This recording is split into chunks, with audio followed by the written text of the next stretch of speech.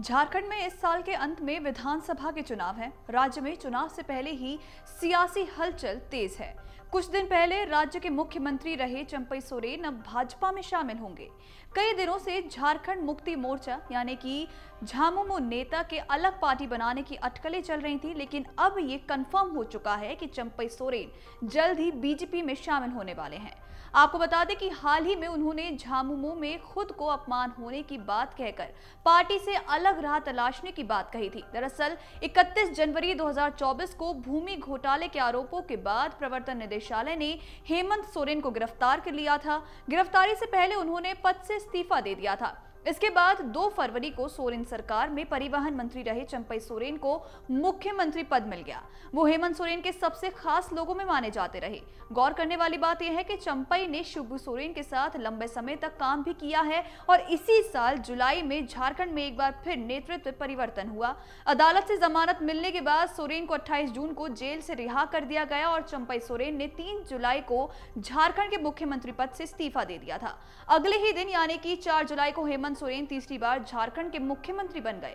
नई सरकार में चंपई को कैबिनेट मंत्री के रूप में जल संसाधन, उच्च शिक्षा और तकनीकी शिक्षा जैसे विभागों की जिम्मेदारी मिली। लेकिन हाल ही में चंपई ने एक सोशल मीडिया पर पोस्ट के जरिए पार्टी नेतृत्व पर खुद को अपमानित करने का आरोप लगाया था। 18 अगस्त को लिखे एक पोस्ट में चंपई सोरेन ने कहा कि लगातार अपमानजनक व्यवहार से भावुक होकर मैंने सियासत में नए विकल्प को अपनाने का फैसला किया है। झारखंड मुक्ति मोर्चा से नाराज होकर अलग दल बनाने की इच्छा रख रहे चंपई सोरेन के ऑफिशियली भारतीय जनता पार्टी का दामन थामने की खबर ने झारखंड के राजनीतिक परिदृश्य में हलचल मचा दी। चंपई की बात बीजेपी से वैसे तो लंबे समय से चल रही थी, लेकिन इस पूरे घटनाक्रम की अंदर की कहानी क्या है और किस शर्त पर चंपई सोरेन ने बीजेपी में शामिल होने का निर्णय लिया है, आइए जानते हैं। दरअसल चंपई सोरेन जो झारखंड में आदिवासी समुदाय के प्रमुख नेताओं में से एक हैं, उन्होंने हाल ही में जेएमएम के साथ अपने रिश्तों में खटास आने के संकेत दिए थे। जेएमएम के भीतर कई मुद्दों को लेकर उनके असंतोष ने उन्हें एक नया राजनीतिक मार्ग चुनने पर मजबूर कर दिया था। उनकी पिछली दिल्ली यात्रा में भी इस नई दिशा के संकेत स्पष्ट रूप से मिले थे। बीजेपी शीर्ष नेतृत्व ने चंपई सोरेन की स्थिति का गहराई से विश्लेषण किया और पाया कि उनका पार्टी में शामिल होना आदिवासी वोटों को अपने पक्ष में मोड़ने की दिशा में महत्वपूर्ण हो सकता है।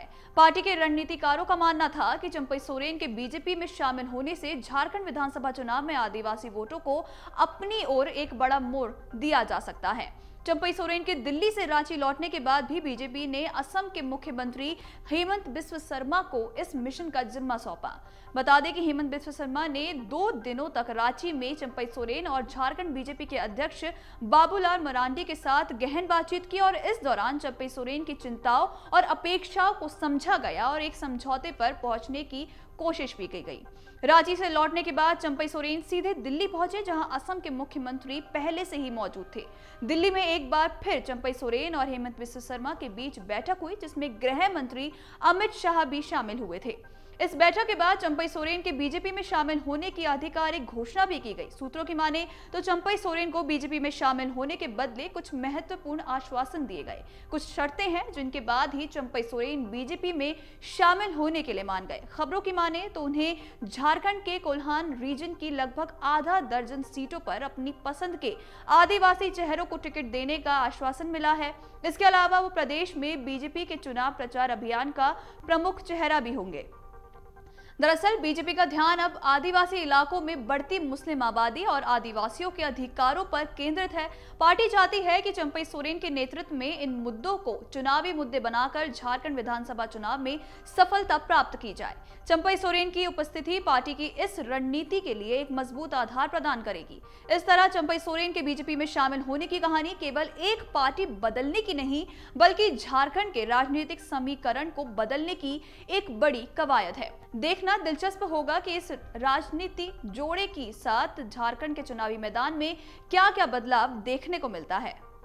अगर आप ये वीडियो YouTube पर देख रहे हैं तो हमारे चैनल को सब्सक्राइब करें और बेल आइकन को दबाना ना भूलें। अगर आप Facebook पर ये वीडियो देख रहे हैं तो हमारे पेज को लाइक करें।